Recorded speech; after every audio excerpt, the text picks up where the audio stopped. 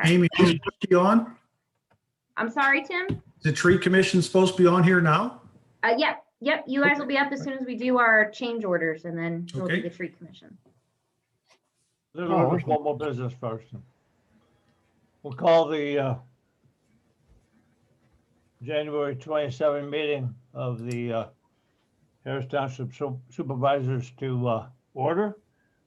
We have no minutes to approve.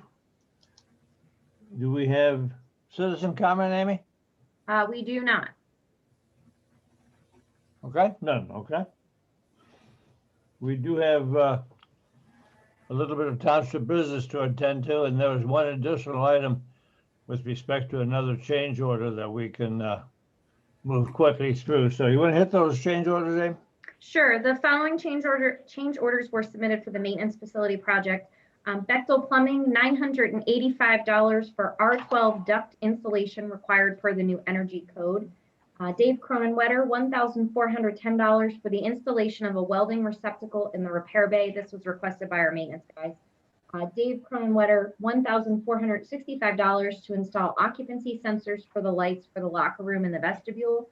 And Dave Cronenwetter, $560 to install photocell for the parking lot light. And this was also recommended by our maintenance group. So our total change orders. You sent the last one out this afternoon as a separate item. I did. Our Okay. total change orders to date on this project are, including everything you're going to approve tonight, are $19,017.79. I talked to Mr. Spitzer today. We should be doing the walkthrough and the punch list next week, and should be getting our temporary certificate of occupancy from the code office at the end of next week, hopefully. It's only temporary because we're waiting for the fencing and the gate, which won't be installed until the end of March. Okay, I'd accept the motion to approve those change orders plus the one additional one that was sent this afternoon. I'll move that, but I have a question then. We have a motion and a second? Do we have a second? I'll Okay, second Bud? it, Frank. Bud? The question is install occupancy sensors for the lights. Is this when you walk into the room, the lights come on? Yes. Okay, but I think you'll find out that they'll get rid of those real quick. We had them in every room at the fire hall and all the meeting room and offices, and they lasted about a year. We took them out and put in switches. So we'll see how that works. And I hope they're better sensors or different sensors anyhow. I mean, we've been over there quite a bit recently, and they're kind of nice. They come on. Well, they tend not to work real well after a while. So we'll see. We'll see. That's all. Other questions of my colleagues? Anyone else? We do have a motion and a second to accept those change orders. All in favor, signify by saying aye. Aye. Aye. Opposed? Same sign. Good, thank you. I do want to mention though that Cronenwetter, that's a wonderful German name. Okay. Dave Cronenwetter. It's almost as good as Hammeister. Okay, let's move into the Shade Tree Commission work plan. Who's carrying that? Well, Amy? we have two members of the Shade Tree Commission, Mr. Greg Roth and Mr. Tim D'Amico. And Tim is actually not a full member of the Shade Tree Commission, but he is our hardest working non-full member of the Shade Tree Commission. He's awesome. He lives in Rocky Ridge and volunteered to come and join us. So we're hoping that a spot will open up for him here in the next, unless we want to expand the Shade Tree Commission, which I don't even know if we can. But he's been a godsend. So Greg, I guess you want to take the work plan since nobody else from your committee is here? Yes, I'm feeling that might happen. So, so we'll just start. Does everybody have a copy of the 2020 work plan in front of them? Okay. Yes. Okay, we'll just start off with the tree planting program that we do every year. Be a little different this year though. And we'll be filling in some places, but we're also going to identify a neighborhood that needs trees and like do a whole block instead of just, or a couple blocks instead of just doing one or two trees per block instead, not spotty, but trying to do a full plan there. And then we're gonna move on to the village.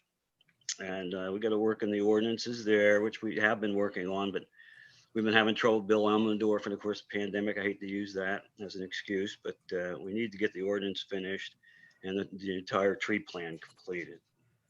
And moving on to the historic ash tree that was removed back in 2018. We did have a slab from the tree cut, and it is over at the Heritage Museum. And we're still trying to get a dendrologist to count the tree rings so we can get, an exact count how old that tree was. And we have to find a permanent home for the slab. And of course, it's not very small. It's about 3.5 feet in diameter. So it looked nice hanging on the side of outside of the township building. Just like bolt it to the building, It'll and pull the Bull building Avenue down. trees. It could. It's pretty heavy. The Bull Avenue trees, they're by Country Place. Been working on it for a couple of years now, and the site's pretty well complete. There's still some little things to do out there, but it's going to be kind of exciting to see the trees come out and the leaves come out in the spring to see how that buffers that street from those homes. But it looks nice now. If you knew what it looked like before, it just looks like it's great right now. And then, the regional shade tree commissions, we had one a couple of years ago, and it was excellent. We had a couple very good presenters, and we all learned a lot. But it was good to bring people from the different municipalities together to get the information from them. And number 6, review of the species. That's an ongoing project. Some new species we can get. We try to stick with native trees if we can, but things change with different pests coming in, and some trees aren't recommended anymore. Like ash trees, they're just not. The trees just can't plant anymore, nor the hemlocks. And then on here, the funding for tree-related needs. Always looking for money to help with everything with the trees, and maintenance and care of existing trees ongoing. Go out and we identify trees that may need work. We always walk through an area, and it's always very interesting because we always find a lot of things that do need some work on them.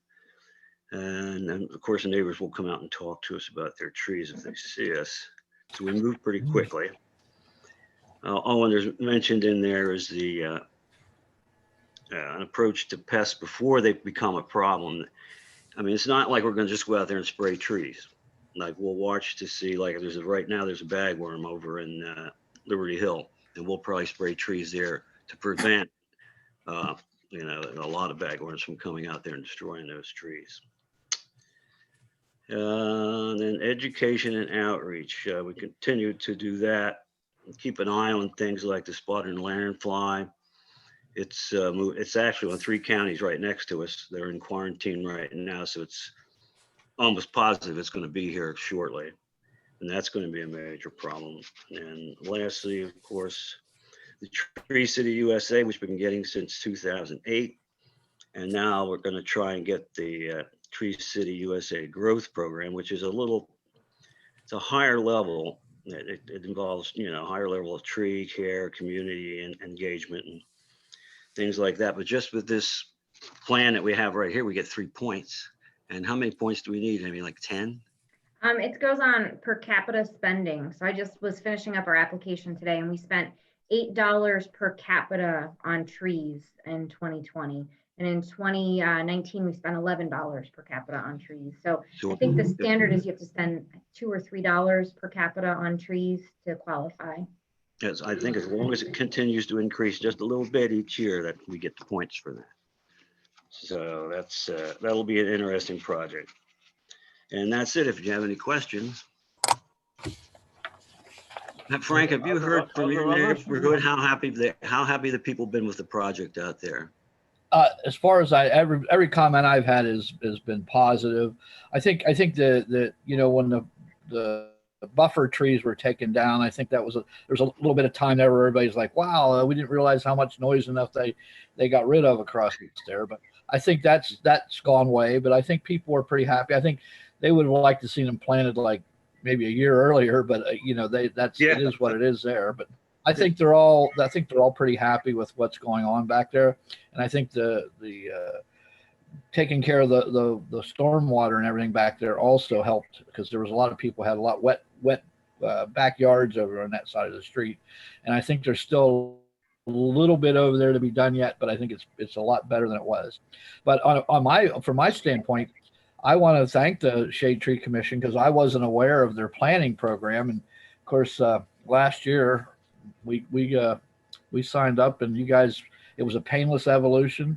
You put the tree in, and by golly, it's still surviving even in my yard. And I have a black thumb, so I would encourage anybody in the township, if you need a tree in your yard, contact the Shade Tree Commission when they get into these programs and they're in your neck of the woods, because they can make it Frank proof. Thank you, Are Frank. there others for the Shade Tree Commission online? I have a comment, Dan. Oh, okay, bud. On the ash tree, Greg, it's actually called a cookie, not a slab. We went up That's to a visit cake when it's that big. yeah, it was a cake.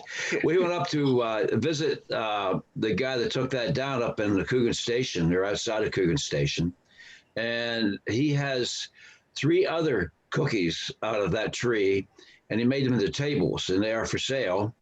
I don't know if he advertised or what. He has a showroom, but the tree that the slab that he's taking into a municipal table for us, I think it's 16 feet long. It's in its final stages. We were there, I don't know, and the weather was still nice. It's in its final stages, moved into another location. So we should be getting that table within a year.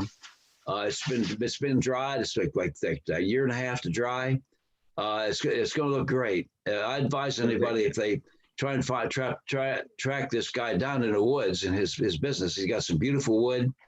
He cuts no trees down. He uses all deadfall or trees that are going to be a hazard. So he gets some more wood than he can actually handle. He has a giant drying room, a giant planer, does a fantastic job. So I can't wait to see what our table looks like. So I would hope that we would have that before the end of the summer, before the end of next summer. So there we go. That's it. Anyone Oh, else? and the museum has it in storage, has our slab or cake in storage. I don't think they like the idea where we put it originally, up against the side of the building, but it's in the barn. And as soon as we find a place, or they agree on a place, why, we'll certainly put that in display with a plaque, I guess. Ron Spinelli is going to head that up, I believe. Okay. Anyone else for the committee? Do you know how much it online? weighs? Bush? Chris, Do you know how much it weighs? the I have a slab, question. What's that? wait, I how have a much? question. Slab, yeah. I think it was 600 pounds. It was Ugh. big. Yeah. We What's didn't the move it. name? We What's moved the it. name of the woodworker and his business? Raphael, and I can't remember his last name. And off the top of my head, I have his business card in my office. Greg Yeah. Roth found an ad in the paper, and that's how we found him. He has a fantastic showroom, and he travels all over. Once or twice a year, he gets all of his wood together, and he travels to different shows and does a very good job. It's such an unassuming place out in the middle of the woods. It's not real large. He has a small office, and there's wood stacked everywhere drying. But it's interesting, very interesting. Chris, he did a lot of the tables for the Happy Valley Brewing Company. Frank here. Quick question. Is there a chance we might be able to get him to have a booth at Memorial Day the next time we have a real Memorial Day? We had talked to him about People's Choice, because that's probably the more logical place for him to go, about seeing if we could get him in there, or Memorial Day.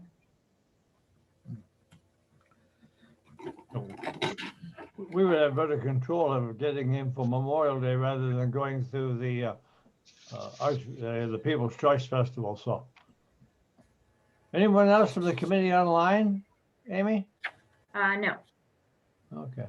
How did we make out with the replanting of the trees that were removed from the backside of Liberty Hill on the 45 outside? There were some removed. Was it last year or 2 years ago? Were they replanted?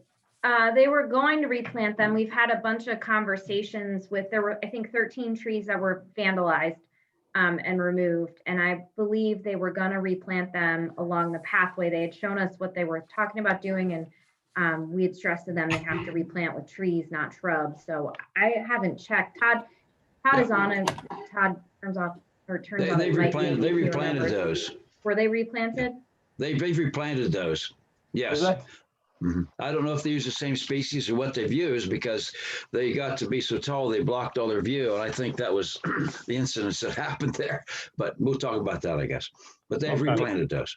You can see one of the trees from 45. It looks like it's a maple. It's a pretty new tree. Okay. Yeah. Yeah, it's definitely going to block their view though. Well, maybe not. They kind of planted it in between the houses, it looks like. So maybe they'll be okay. Any further discussion with the tree commission? Do they have questions of us, or do we No. have questions of them? If not, we'll move on. Okay. Okay? Thank you, tree Yes, sir. commission. Keep leafing out. Oh, Lord. Denny. We can sign out, Amy? Yes, you can sign out. Thank you, All Tim. right, Thank very you, good. Greg. Thanks a lot. Yeah. Nice meeting See you later. everybody. Take care. Who was the gentleman that just signed off, Amy? That's Tim. Tim's our 6th member of our Shade Tree Commission. Tim's a great guy. He's from Rocky Ridge. Oh, hi, how are you? Oh, very good. Thank- Good. I don't think we've met, so. No, we haven't. I haven't met anybody on the commission.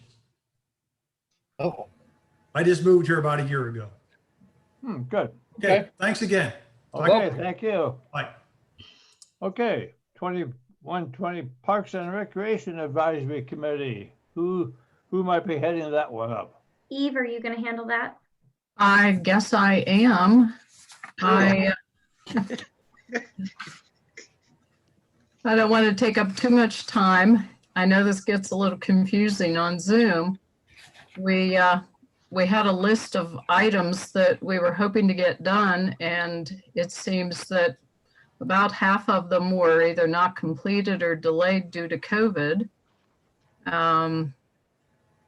We're getting there. I know that one of our great successes is the Kaywood Park pathway that is being used a lot by reports. It's a big hit out there. Let's see if I have anything from our past year worth noting. We have some, as usual, we have a lot of things from 2020 that we're carrying over to 2021. The Phasic Bridge. Yes. Phasic Bridge is partially completed, soon to be totally completed. That seems to be another thing that I would say will be a big success when it's finally finished. And then we have the tot lot at Phasic to complete. But Nittany View Park still has playground equipment that we have to get installed, and this should be done this year. Harpster Park, pathway, hopefully some kind of trail around there, and a small gazebo to be installed. Yoder, we still are hoping that that amphitheater can get finished. That needs to, that's been on, seems to have been on the docket for years and years, and we really would like to see that as one of our big successes too. New place, Tussey Pond Park. We have a lot of plans in store, and everything kind of keeps changing because we're getting in touch with mountain bike people, all sorts of hikers. It's the ponds out there for fishing are going to be accessible. So that's going to be some big creation when it's finally finished. We'd like that to be connected somehow to Country Place Park, which is a tiny little thing, but we're not quite sure how that's going to be accomplished. Right now, we're just focusing on getting dead trees out of Country Place. And we have our ongoing project of the pollinators in different parks, pollinator areas. And we also have a website presence with that. And we hope to be doing a lot of updating to the official map of the parks for 2021. And I think I hit everything. Anybody have questions, concerns? Anyone else from your committee wants to join in with something? If in the tot lot, we're Hi, gonna Pam. hi, the tot lot, we're gonna put in some fitness equipment and a spinorama in the tot lot of Phasic. We're gonna add some more equipment to that.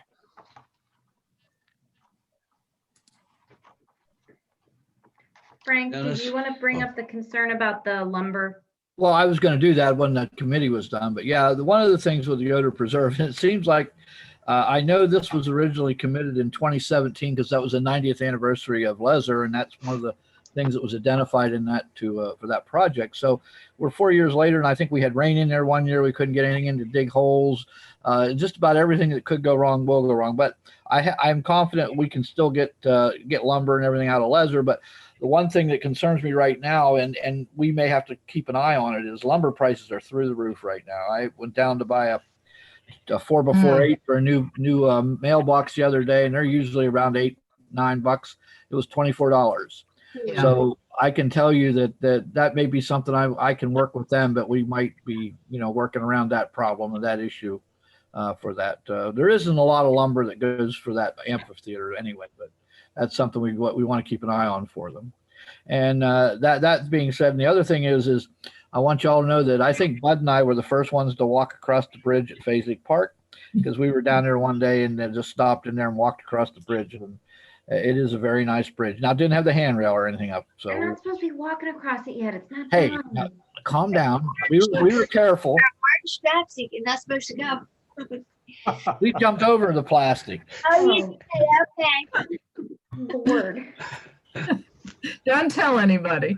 Glad we're not on CNET tonight. Yeah, exactly. Frank had his life preserver on. We're okay. I was looking for golf balls. Oh, don't get them there. Oh. Diane, anything like to add? Well, I'd I like don't- to- Oh, Diane, go ahead. Right. I was going to say, I don't want to add anything, but I do want to take this opportunity. December 31st was my last official time representing Harris Township on the authority. And I just wanted to thank all of you for giving me the opportunity those years that I served representing Harris Township. How many years was that, Dan? I don't know. I think it was maybe 6 or something. Oh, okay. I think it was like 7. Yeah. I thought you Oh, were good talking idea. high double digit. Well, since I worked there for a long time, that's what makes it seem like it was a long time. Thank you, Diane. She was our internal watchdog. She kept things going for us, so. On the side, we got a chance to cross-country ski through Upper Phasic Park, and then there's a path between the apartment complex and the apartment complex stream, and then there's a path you can go like almost a mile paralleling 322. So that was nice to, somebody had set tracks, so that was nice to cross-country ski all around there. Good. Amy, is all the work done by Land Serv now? Are they finished with what they were doing? I believe so. We just have to install the path now on the Phasic Park side that'll connect the bridge over to the rest of the park. We extended the contract a little bit, didn't we, to give them Yeah, a little they more work and keep they've us out of been- the neighborhood? yeah, they finished up the pathway next to the neighbor. Yeah. They finished up right before we got the 16 inches of snow. So that was kind of good that they Oh, got good, that done. good. Fellow supervisors, anything to ask? I have a question about the pollinator areas. Are we still looking to Diamond? I'd like to see us extend that to several different places around town. I don't know where all they would fit in, but maybe down at the museum in that wetland down there, or Blue Spring Park with the new trails going through there. I don't know who is heading that up. Anybody? Yeah, so the Parks and Rec Committee, one of the things we're going to do, because I am tired of frankly getting complaints from everybody about the 2 tall plants in the diamond and that they can't see around them. So we're going to redo the planting in the diamond and probably take the pollinators out of there. But we have identified in Blue Spring Park a no-mow area that could be a pollinator area. And also we're looking maybe in Phasic. And I just today re-upped the pollinator community pledge, and I pledged that we would do more public education, which we have a great stuff on our website, but also that we would try to look for more no-mow areas and areas where we could do some more education. So we definitely want to find it. The problem that we found is pollinator gardens are awesome, but you need people to take care of them. And Bruce and his wife and Eve and her partner and a couple of other people have been helping us, but we really need more people to help take care of them. So we want to look for more areas where they can mix into the natural area, and they don't need as much labor intensiveness from volunteers. There were some pollinators planted behind the Heritage Museum when we did the program with the Extension Service a couple years ago. Yeah. Chris has his hand up, Denny. Okay. Yeah, Chris, go. Amy, I would be happy to help volunteer with some maintenance of those when that is going to happen. Please contact me. What is the budget for sourcing plants, and what is your source of pollinators? So we actually got a grant a couple of years ago from, I think it was Keep Pennsylvania Beautiful. It might have been somebody else, but I think it was them. And we got plants then. We took the money and we went to Tate Farms and then worked with Kim Tate out there and Chris Igo, and we're able to source the plants for the diamond. And I think it's been great to have pollinators on the diamond, but we have milkweed and some other things that get tall and people complain. So that's why we're kind of looking for maybe a different, we wanted to show people that you can do pollinators sort of anywhere and that they fit in this nice area. And I think pollinator gardens get a bad rap, and we want to show people they're not weedy and unkempt, but they definitely need some people to upkeep them. So we had talked maybe at one point about Harpster Park, but again, we need volunteers. So I'll add you to the list, Chris. Great. Good. More discussion with Park and Rec Committee. Yeah, I have something, Denny. This is Frank. Oh, right, go ahead. When we first did the mayor's pledge on this, the pollinator, one of the things we talked about, and I think at that time we had some of the homeowners associations ask us how high the grass could get before they had to cut it in their retention ponds. And I don't understand why we shouldn't put some kind of initiative to maybe convince homeowners associations to make their retention ponds and put pollinators in there. I mean, they did it out there by Lowe's, Home Depot, and that came out all right. I mean, I think it would be, you still have the maintenance to do, but I think that's got to be a lot cheaper than paying somebody to cut the grass every week or two. So I'm thinking that maybe we need to do something, or maybe Park and Rec could contact homeowners associations and try to make a spill for it, or find somebody like maybe Scott's or somebody that could give us a cost analysis, but I think that's a natural for that pollinator to put it in those retention ponds. We actually can get MS4 credits if we help turn some of those basins over. So Mr. Northridge and I have had conversations about maybe the township, because we, over near Nigel's house, we have an orphan basin. We've talked about, could we work with that HOA to turn that into a pollinator or a rain garden so that it doesn't need the maintenance, because there's no one to maintain it anymore. So that is definitely ongoing conversations that we're having. We would like to see more of those rain gardens where they make sense. I know the folks in Hunt Ridge Manor had reached out when Mr. Franson was still our engineer to us about turning their basin into a rain garden as well. Clearwater Conservancy, Clearwater worked with Lowe's in the planting of the basin on the Lowe's property. So they have a lot of knowledge on planting pollinators. Other questions, comments? I would like to, Chris? I'd like to circle back to Tussey Pond Park. I find that what's going on there is very exciting. Not only are we developing kind of a unique park for the region with the pond, but the cooperation with Calvary Baptist, the mountain bike riding area, Frisbee golf, and just I think this is it's opening up a new way of doing this. So rather than just we doing a park, we have the community doing a park, and Calvary Baptist has certainly been a great partner. If we can find other opportunities to do that, or work with other entities, the military museum, comes to mind. The Bull Mansion and the trails that they put in, the connection over the stream to Blue Spring Park is making for quite a network. And I get over there periodically and I see a lot of use of that and people crossing back and forth. Again, partnerships are really working for us. And the other thing that I think Tussey Pond brings to mind is its connection to Country Place.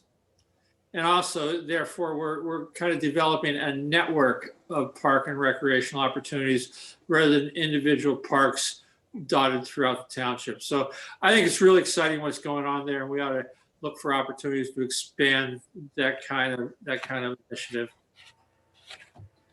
Thank you, Bruce. Other comments, observations, comments? No, Thank you, Park and Rec Committee. certainly.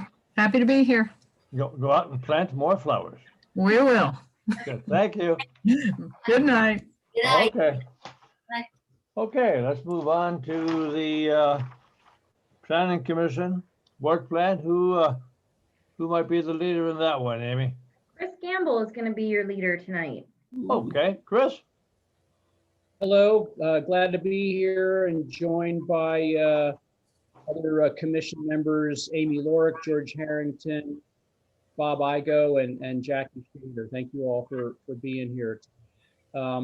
I just started as chair 3.5 weeks ago, so the rest of the commission, please backstop me as needed.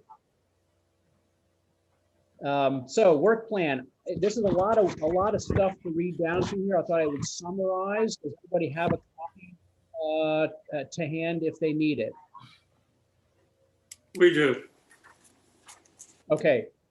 So this number one for the work plan, this designated rural area project. We want to update, make sure I'm on my right page here. Hold on a second.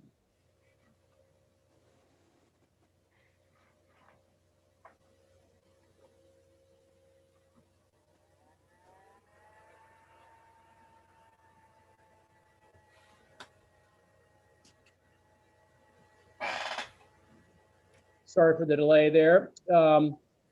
So the residential zoning districts, as you can see there, is something that we have started review of those.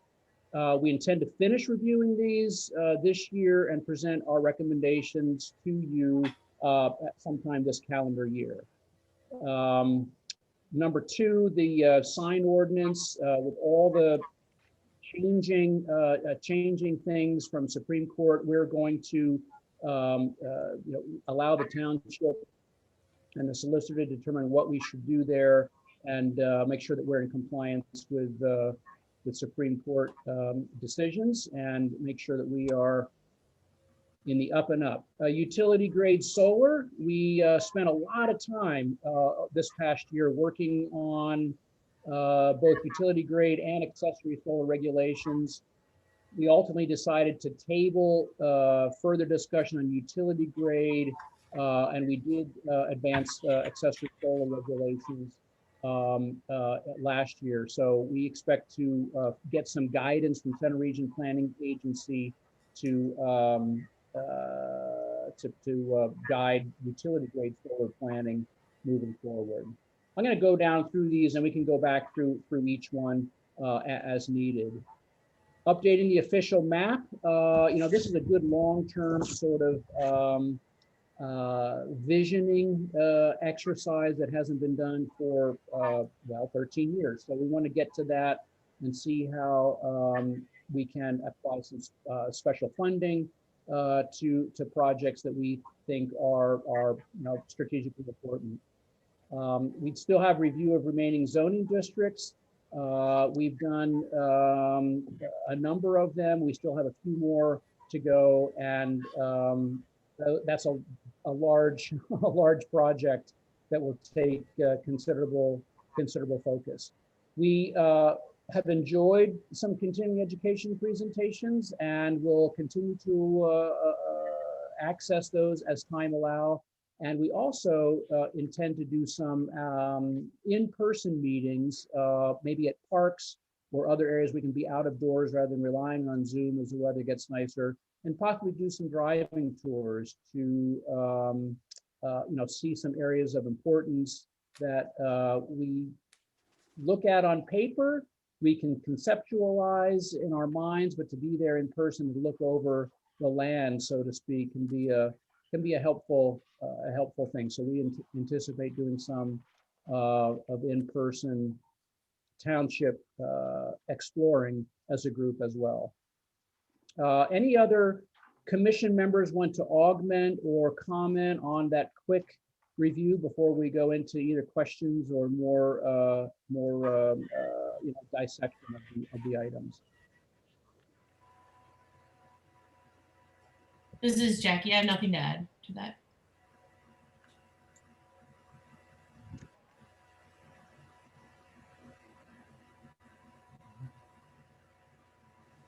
We got do any of Amy the- and George and Bob on. Questions or comments? The three of you have anything to add?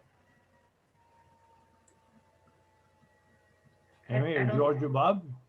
I think they do.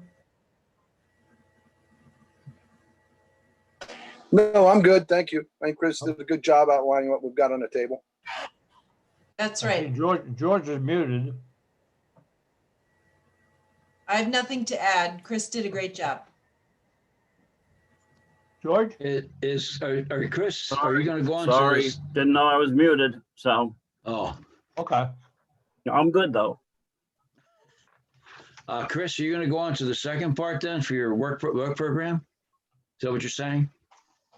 Well, that's what he just reviewed, Bud, was the 2021 Well, I work thought, program. but he did okay, there's 2 pages here, and you're going to go on what they're going to do What for was next last year. That, the second page is last year, Bud. He No. reviewed the Well, yeah, 2021. but this page is, okay, all right. Well, then I do have something to add if he's completed. One thing, since if you have some spare time when you're meetings, something has been brought to my attention. It's been coming quite a while. Back when Ashworth was first presented, we had a couple arborists or a couple I don't know what they were. They were like landscapers, and commented about the amount of planting that they had and how excessive it was. We sort of didn't think too much about that.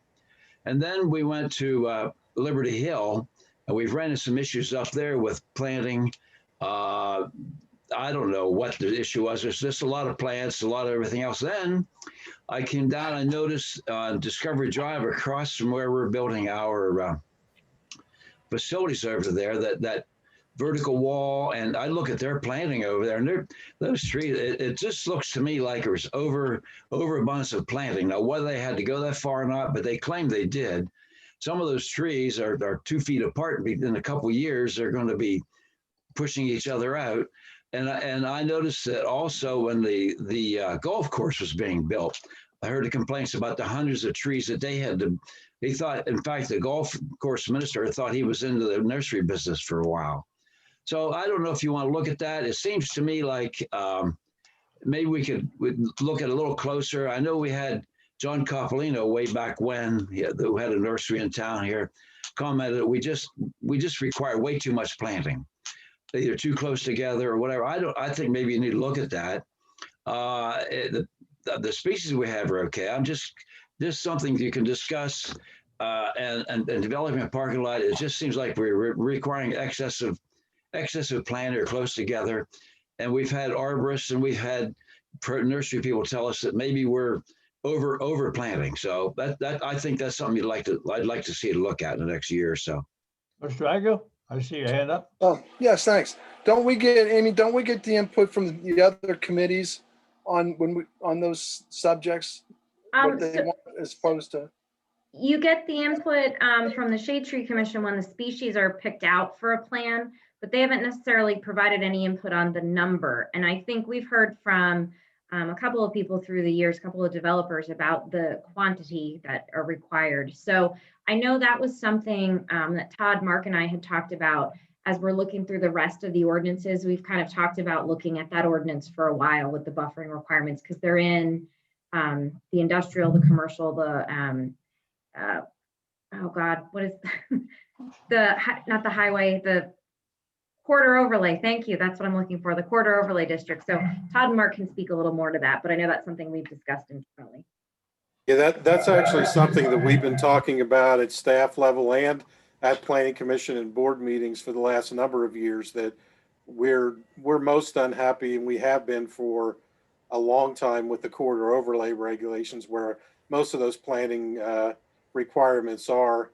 When we did the village commercial zoning district, we exempted the corridor overlay regulations and came up with planting regulations that we thought made a lot more sense. I know we talked about that specifically whenever we were discussing the village commercial zoning district. It's Mark and I's hope that as we progress through the residential zoning districts and some of the other zoning districts, since we're most of the way toward rewriting all of our zoning regulations at this point, we're gonna tackle the corridor overlay also, and come up with either a replacement or decide what regulations, especially the planting ones, would be applicable in what zoning district. So we know it's been a problem for at least 15 years, if not more, and we're slowly but surely working our way to the solution. You know, I think we run into a problem with the short-term and long-term aesthetics, because what looks good today may not look good in 5 or 10 years from now. And what looks good 5 or 10 years from now may look sparse today. Yeah. So I don't know a solution. Plant some future big trees and plant some shrubs that we might remove, or plant some shrubs that will be dwarf. I don't know the answer, but I think that's the crux of the problem. Yeah.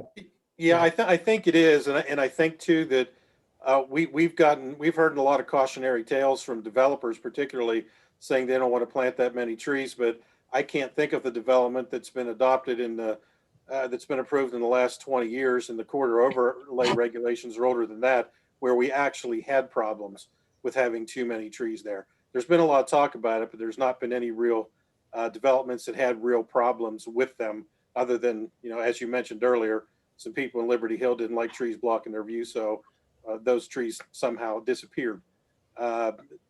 So yeah, I think, like I said, there's been a lot of talk about it. I don't know in real world application there's been a problem.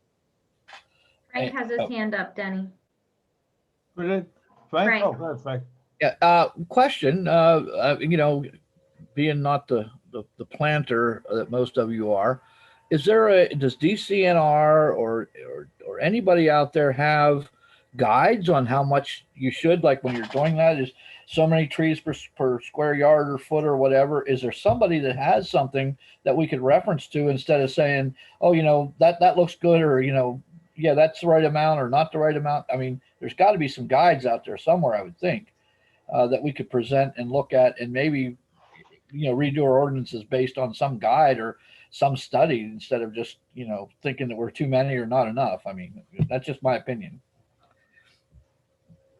Well, you might start with contacting Bill Elmendorf, who's our urban forester advisor to the tree commission. I know that Bill's busy and he doesn't always get back right away, but he has a lot of answers. Maybe even the Tree City people that we work with, because we do have the designation as a Tree City, so. Actually, that's an excellent question for these regional shade tree commission meetings, because it's everybody from Bellefonte and pretty much all over the county. So I can actually just shoot a note out to the folks in State College, Ferguson, Bellefonte, and the others that have been involved, and ask them for where they got their regulations from. Good, thank you. Chris? Yeah, my comment is not unlike the pollinator gardens. If you're planting, milkweed or that are going to live for a few years, or white pine that might live for a few centuries, you gotta maintain them. So you can't just plant them and walk away. So you plant 30 trees that look pretty good now. In 5, 10, 15 years, you have to weed out a third of them and keep doing that until you have this cultivated border. So it's not just picking the right density and the right species, but it's committing to an ongoing maintenance plan to make these borders thrive and look good for the long term. I think you're on the right track. Yep. On the continuing education program, as you were speaking, Chris, I happened to think about the very successful ag conservation program that we have in Harris Township. We have currently 3 parcels under ag conservation, either through the county program or through Clearwater. And there's a possibility of a 4th being added near Linden Hall. So I think from a planning commission perspective, it would be sort of useful to do a quick look or take a road trip to these ag conserved properties, because each one is unique and each one accomplishes a different function. So So you're there, you say the 4th one, there's a 4th one in the offing? there's talk of one being put forward in the Linden Hall area. Yeah, it'll be a major one if it goes through. So Good, great. and the Clearwater just hired a new land conservation gentleman to replace Kevin Abbey. He's well trained and he comes out of Pittsburgh, and he's been on the job I think about a month. So Clearwater could put you in touch with who that gentleman is. So and Kevin Abbey did that for many years too. So just something to occupy your free time. Good. What can you tell us about the toolkit that Center Region is putting together on the solar? Is Mark on? Oh, there's Mark. Yeah, Mark is on. Yeah, Denny, we are we're really trying to just take a big picture look at how these uses should be accommodated throughout the region. Now, we already have 3 municipalities in the region that already permit these uses. So we are looking at their regulations to see whether or not they could maybe make some improvements in terms of trying to better define the use, or at least make sure it's not put in places where it might not be the best fit. And then we're looking at other municipalities like Harris and Half Moon that are probably both going to be natural targets for these types of facilities in the future, just because we have vacant land area and we're close to power infrastructure. So our hope, Dennis, is to have some type of a toolkit put together, hopefully by the middle of the year at the latest, but have something by the April TLU CRPC meeting, when they meet together, start having at least a discussion about our findings, and then put together the final product here in the next couple of months.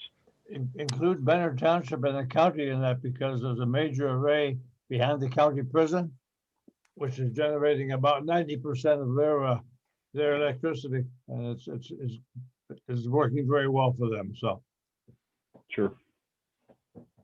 Other observations, comments? I'd like to go ahead, Bruce. I'd like to return to the official map for a moment. And under normal circumstances, I'm concerned about getting public input. So not just the Parks and Recreation Advisory Committee and the board, but the general public. And under normal circumstances, we could have a public meeting, and have the maps up and solicit comments. That might not be feasible, but I think we need to think about how we can gather public comment.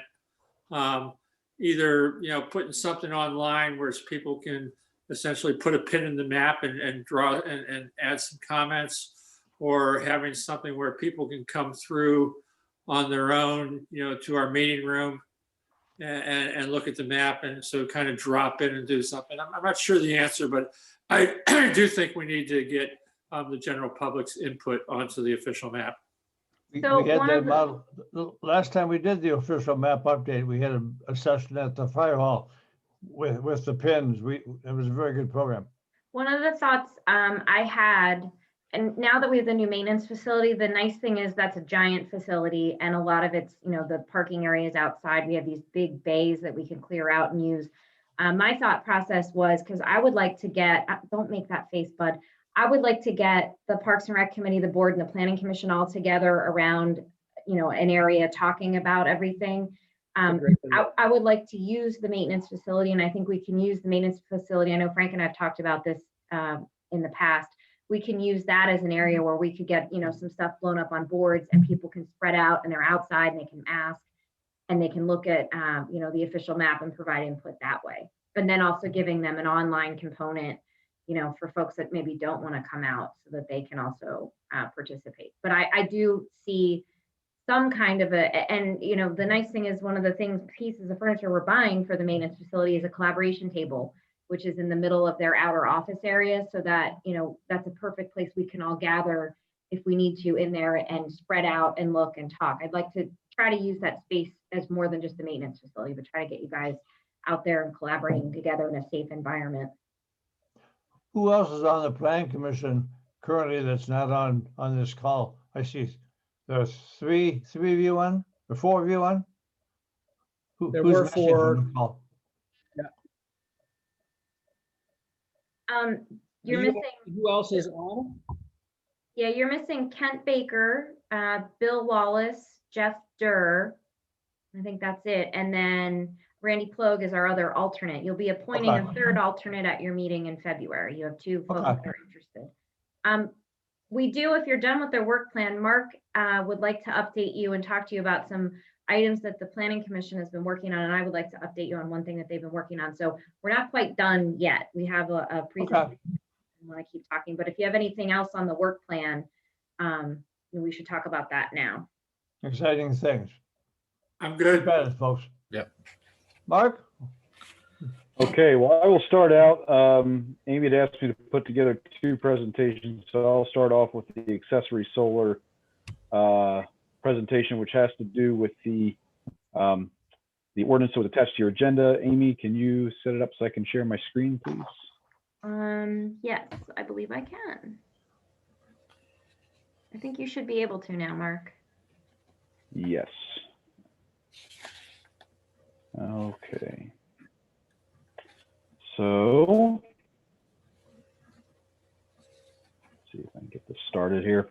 So included in your packet this evening is an ordinance that the Planning Commission worked on here over the course of several months last year that relates to accessory solar energy systems. And so an accessory solar energy system, unlike a primary system like we were talking about utility scale, these are solar systems that either create electrical energy or thermal power that is only primarily generated for on-site use. So the example that Dennis gave of the facility up at the prison would be is an accessory solar energy system. They're primarily using that system to supplement their power on site. And these types of systems can be freestanding on the ground. They can be roof-mounted solar arrays. They also can be equipment that's built into like a light fixture itself that may or may not be on the ground or on a building. So our current regulations are that we really don't have any that specifically address this use. Freestanding solar panels are treated as a structure. And when someone comes in to put panels on their home or panels on their property, they need to get a zoning permit as well as a building permit from the code agency. So what we did is we looked at regulations that have been adopted in College, Ferguson, and Patton Townships to try to get an idea of how they regulate the use. We also looked at a number of model ordinances from across the nation. And it really does vary greatly how different places address these uses. Some places are very restrict and other places are very lax. I think the approach that staff and the Planning Commission took on this is we'd really like to treat these like any other accessory use and just really try to mitigate potential impacts.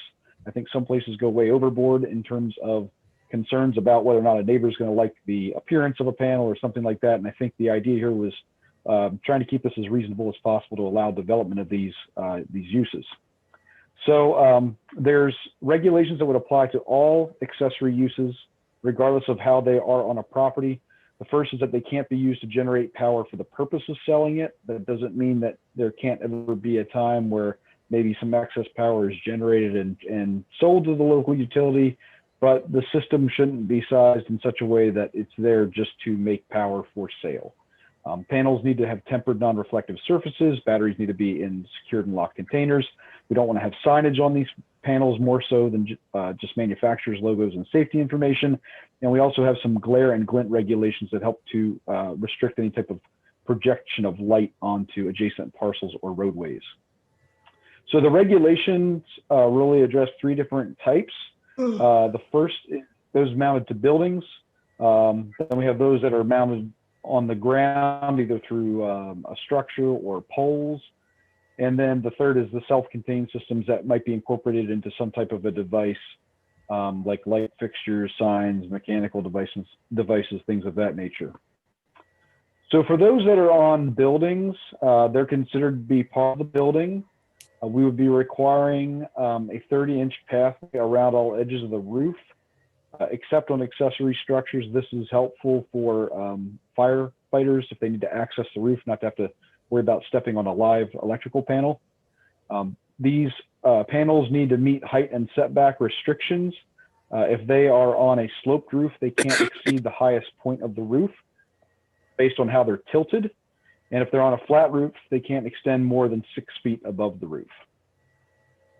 For ground-mounted systems, these would be treated like any other accessory structure, including setbacks. So if they're very small systems, they might be able to be closer to the side yard property line than if it was a big system, but we would treat these like a structure. They can't be higher than 12 feet measured at full tilt, and they need to comply with all lot coverage and impervious coverage limitations. And then for self-contained systems, these, as I mentioned, really are attached to existing devices of some sort. It just can't be any larger than what is needed to provide power for the device it's mounted to, and it can't extend more than 3 feet above the device that it's mounted onto, or to the maximum height permitted for the device, whichever is greater. And if they had to get a building permit for these, that's something we would determine at the time they make an application. So that's an overview of the regulations. I know the Planning Commission wanted to bring this forward to you at this point. They feel it's important to move this forward as we wait for the utility scale study to be done. So if anyone has any questions or comments, I'd be happy to go ahead and try to answer them. I'll go first. Frank here. I'll go first. On your ordinance number 347. I read through this. I don't have problems with it. I think it addresses a lot of the issues, but I have a few small issues that came up. If you go to that first one, 12-2.4.A/27, number E, when a solar energy system utilizes a battery system, said batteries must be placed in a secure locked container or enclosure. I would also like to add there that whatever it's in is a containment, so that if that battery fails and we get heavy metals or acids out of there, it doesn't leak out and go to the ground and end up in the groundwater. I think I'd like to see if some kind of a verbiage in there that would address that and make containment as part of that particular item. And the only other one I had was on the ground mounted. You have a height requirement of 12 feet, which is fine, but you don't have anything for the minimum height, which if you've ever run through somewhere that has a clothesline up at night and you catch it at the wrong place, you go for a nasty, nasty tumble. So I don't know if we might need a minimum height requirement so that we don't have somebody or make it have to be so high off the ground that somebody can't hit it, hit their forehead or something where they don't see it and they run under it or something like that. And you say, well, who would do that? I'm going to tell you kids do that because they don't pay attention when they're running. So those are the only two things I saw that I thought needed just a little bit of tweaking. But other than that, I didn't have a problem with the ordinance in general. There are 2 very nice ground-mounted systems on the Lamont Pike as you're going from Lamont toward College Avenue on the left-hand side. The owner put 2 very, very nice ground-mounted units up. And interestingly, as you drive Whitehall Road out toward the Cat area, there are several homes, I think in the Oak Point development, that have their roofs covered with reflectors. So you begin to see quite a few of them around here. Couple questions. Whenever there's houses right now that have solar panels on them, what was their regulations, or what did they have to do I see in the borough, there's a few of them. Do we have any feel about what do they do now? Yeah, the ones that you see going up now, they just have to get a zoning permit from our office and a building permit from Center Region Code. We just inspect for the things that we would inspect for any accessory structure: distance to the property line, lot coverage, maximum height, things like that. This draft ordinance provides some additional regulations that we feel are beneficial that should be included with what we already inspect for. So there already are regulations in place right now. Just the basic regulations for Yeah. structures, not anything that deals specifically with solar panels. Okay. Have we had problems? What prompted some of these extra regulations? Has something happened somewhere, or somebody complained? What prompted all this? Well, we've had the alternate energy item on the Planning Commission's work plan for a number of years. When Mark and I started researching how other municipalities regulate alternative energy systems, it became clear that, at least as far as solar power is concerned, the regulations were broken down into two distinct categories: small accessory ones, such as the ordinance draft you see in front of you, and larger utility scale systems.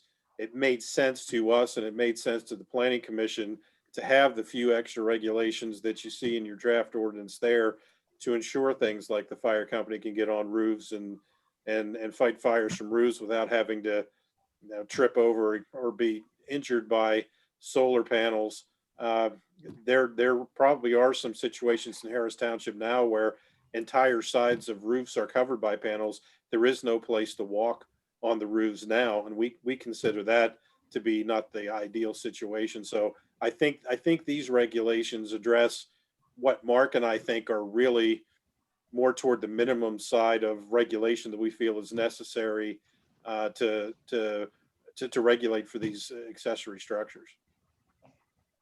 There's a very large barn on the Birkenbrink farm off of Smith Lane, one whole side of which is covered with panels, and apparently generating about 80% of the electricity for the barn and the house. So it's working out pretty well for them. And that's one that they got a permit for, I think, last year. Jim Osenberg did that one. All right. Other questions? We'll be looking for the toolkit, Mark, to see where we can go with the utility side, the utility grade part. Jenny, Chris has his hand up.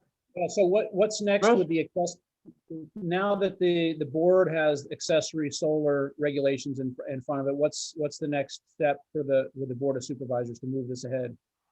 So I think we hear that there are two little minor changes that the board would like made.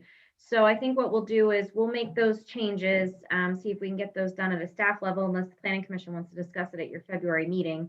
And if you don't want to discuss it at your February meeting, we can get those changes made, and then we could put this on the board's February 8th agenda for them to look at one more time, and then authorize it to go for public hearing in March and possible adoption, if everyone's comfortable. Why don't you email the Planning Commission the changes the change in language that you suggest, so we can review it without meeting about it? Well, see, that's the problem, because technically we have to meet about it. So Bruce has his hand up and he's on mute. Bruce? Mr. Lloyd? I'd like a little clarification on the impervious coverage. I see this here in the absence of an impervious calculation approved by the township engineer. And what I'm thinking is that a freestanding solar panel it's mounted on posts, has ground underneath it, which water can run off of and percolate through. So how are we, can you elaborate on that for me? Certainly. I think, well, first off, I don't know how often we'll get to the point that we're going to have property owners hitting the maximum impervious coverage limitation, maybe in some cases, but I'm hopeful that for the most part, they'll still be able to put fairly large systems in and not need to be concerned about the maximum coverage that we allow.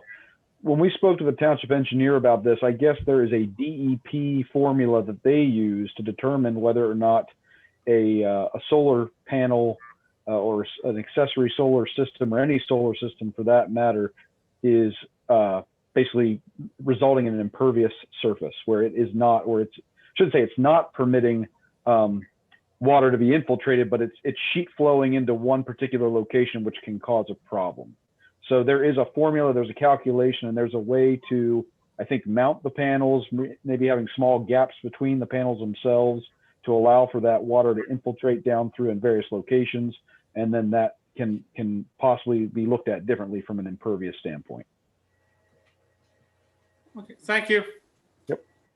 Has the Plan Commission talked to Jason Grottini and the Evinity people? Because they are probably the premier solar panel people in the Center region that are putting systems together. I think it would be useful to pass this through Jason. He also sits on the solar power purchasing agreement program that we're working in. So just give you another perspective as to as the things they deal with, because they deal all over the state with solar customers. He is aware of the discussions we've been having about Is he? solar. Okay. Yeah, he's watched a couple of our meetings on our YouTube channel, and I had reached out over the summer. We can certainly send him the ordinance if you want us to, this accessory solar reg ordinance, to see if he wants to look at it, but he is aware of what we've been working on. The SPPA met this morning at 9 o'clock, and Jason was online with us talking about that. So it sounds like maybe our best course of action is we can look at those two areas the board wants to address with the language. And then I can send this off to Jason, and then why don't we put this on the Planning Commission's February 16th agenda, just have you guys look at it one more time. And then if you're okay with it, you can pass it up to the board with a recommendation at their March meeting. And then the board could look at adoption in April.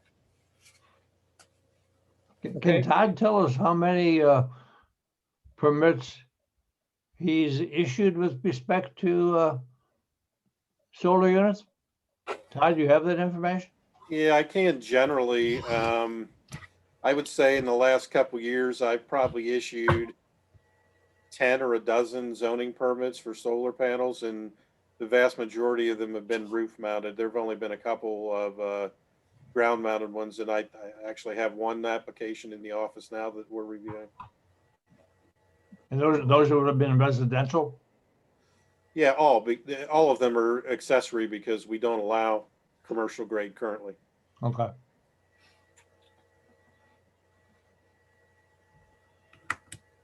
Other input, folks? Is Amy's suggestion sitting okay with the Plan Commission and my fellow supervisors? Okay. Dennis, I have one. Oh, that's good.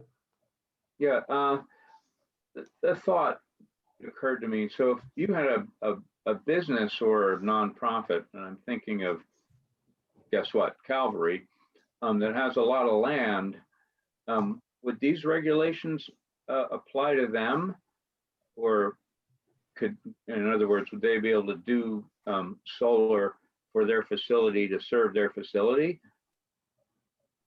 They could establish, these regulations would apply. These regulations apply to both residential and non-residential properties alike. Obviously, the underlying zoning district that they're in and the land use that they're established as will have different standards over how much coverage they can have in terms of, for example, with Calvary, they could certainly put them on their roof. I don't know where they stand on impervious coverage on their property, but they could possibly add some ground mounted ones as well.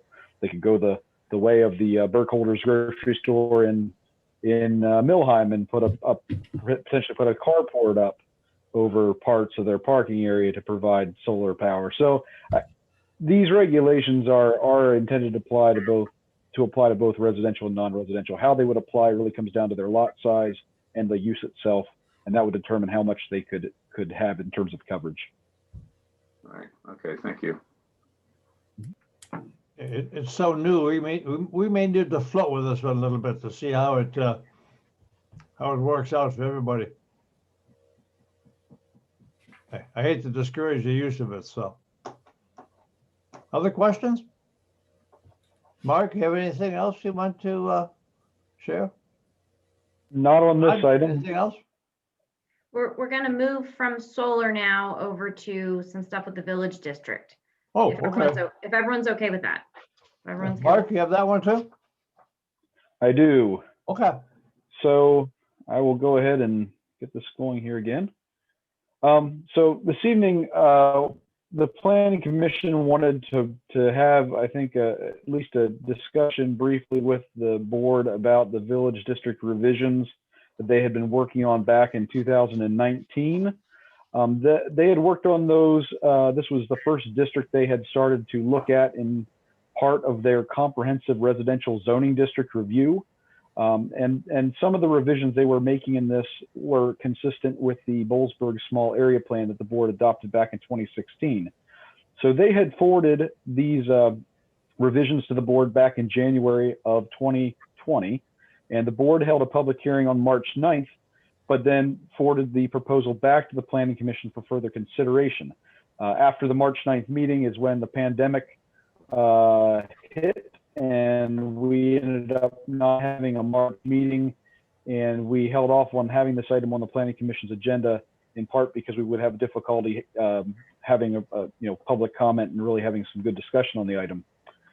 So just to give an overview of what the Planning Commission had proposed, the current district was adopted in the late 1970s, and it primarily applies to properties with frontage on Main Street. A lot of the properties are on the National Register of Historic Places, and the district itself contains residential uses with some non-residential uses, mostly near the Diamond. So the proposed amendments, there was really three major things that were being proposed to be changed. They were adding a few uses to the permitted uses table, as well as removing some prohibitions that had initially been put in the ordinance. The concern with some of these, at least the fast food prohibition, is that it would easily be challenged in court just based on the definition itself. The second thing they had proposed were making some changes to the lot area and setbacks, increasing the minimum lot size from 3,000 to 6,000 square feet and requiring a 3,000 square foot required area per every primary use, and also establishing a maximum front yard along Main Street to try to keep the character of the village in terms of building location. And then the next major kind of set of regulatory changes were changes to coverage requirements. They were recommending that the maximum building coverage be increased from 25% to 35%, and that the impervious coverage be decreased from 70% to 50%. So in terms of maximum lot coverage, it's currently 25%. But nearly 50% of the lots in the district are non-conforming, meaning they have more than 25% of their property covered with buildings. Increasing to 35% would reduce the number of non-conformities to 12, and it would increase the opportunity for small additions, decks, and accessory structures on 79% of the properties within the district. And we think that's important. We've had a number of cases over the last I'm not certain how many years Todd's been keeping track of having folks come in and needing to turn them away, but I know there's at least one property owner currently that's excited about this change taking place because they'd like to put a deck on their property and can't do so because of this requirement. And then the other change was the maximum impervious coverage, and I think this was where the board had expressed some questions, at least about the recommendation. The current limitation is 70%. This was established back in 2015 when we had an ordinance that created impervious requirements for all zoning districts. We did not do an analysis at that time, but this was based on how some other municipalities here in the region regulate impervious coverage in their village districts. The median impervious coverage in the village is 37.2%.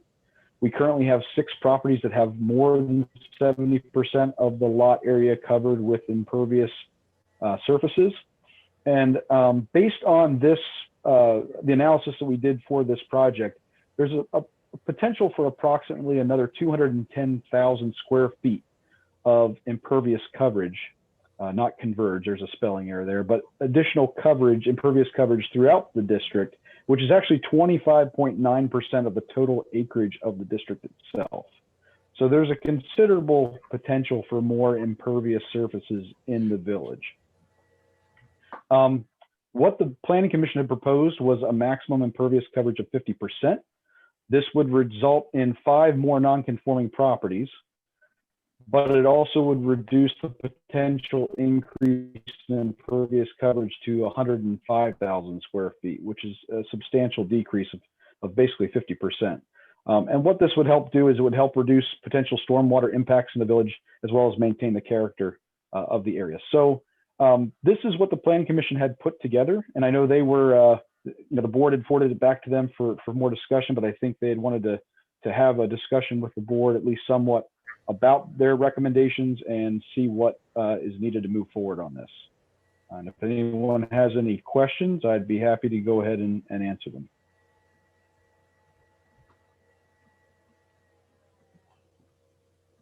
Open for discussion.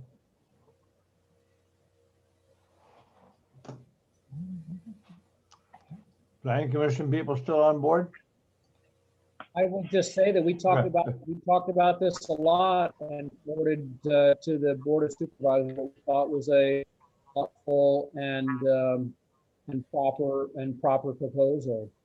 So the ball's in your court to question it or poke holes in it. Amy or George or Bob? I think it's a good effort of improving the situation. You know, I think that we've kind of reduced the impervious area almost by a third, or almost by 2/3, really, right? So I think it's a move in the right direction. Amy, I see a positive head shake there, so. Right, and I agree with that. I also think that it gives some flexibility to homeowners while still preserving some need for the community to have stormwater runoff and sort of regular maintenance of our village. Okay. So supervisors, thoughts, reactions, input? Looks good to me. I'm not sure what the silence means, so. Someone was going to, was that you, Bruce, that were going to add something? No, I just say it looks good to me. Okay, okay. I mean, I don't have anything, I mean, what I'm seeing makes sense, so.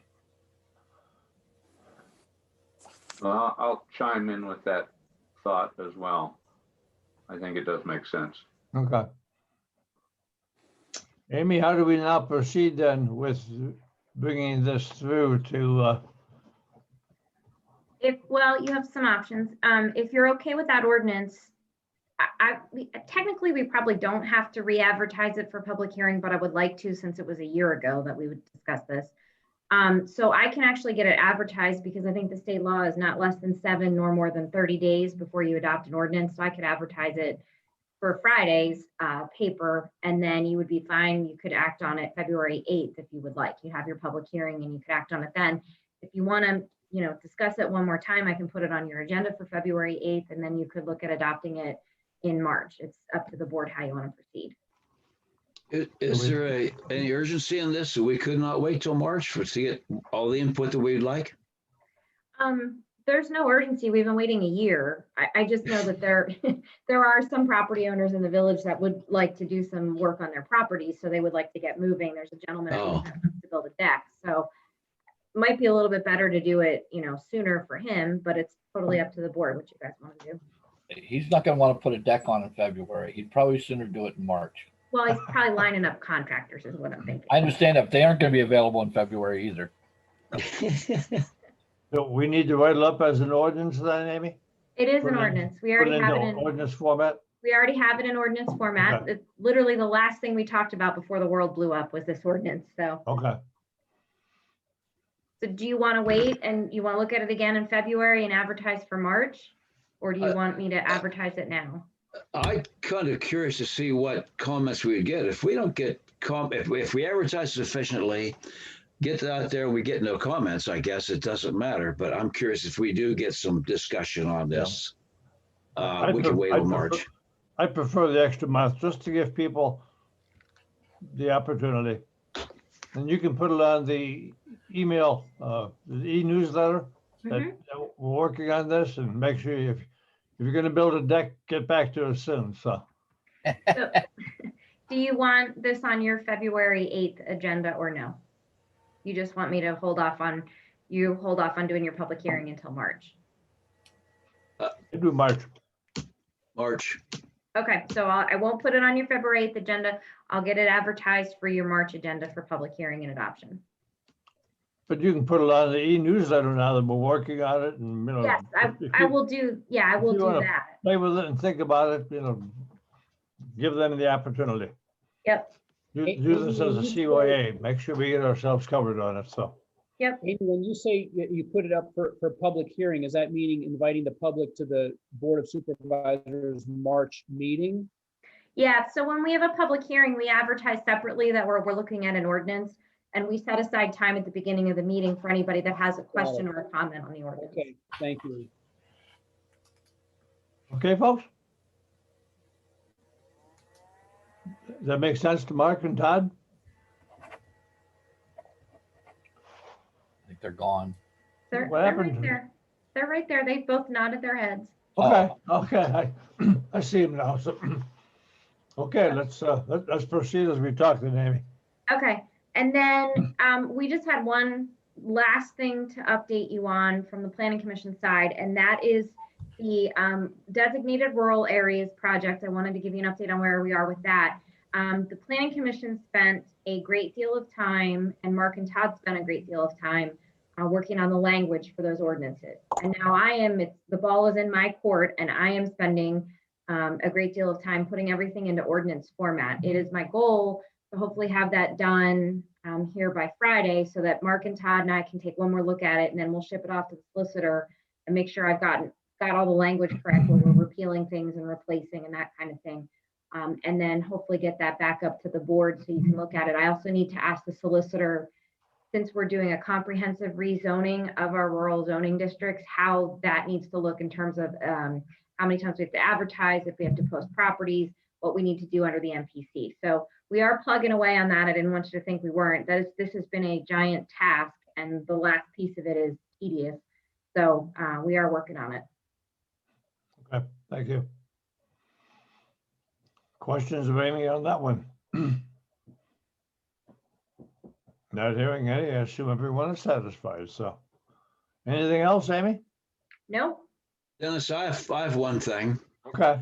This month's CBIC letter or publication I just saw it today, and in that I noticed right on the front page was Amy's picture, along with a few other pictures of women and notable women, and she has a bio in there. So if anybody's interested, pick it up. It's a CBICC printation, and Yeah. It's worth reading. It's worth reading.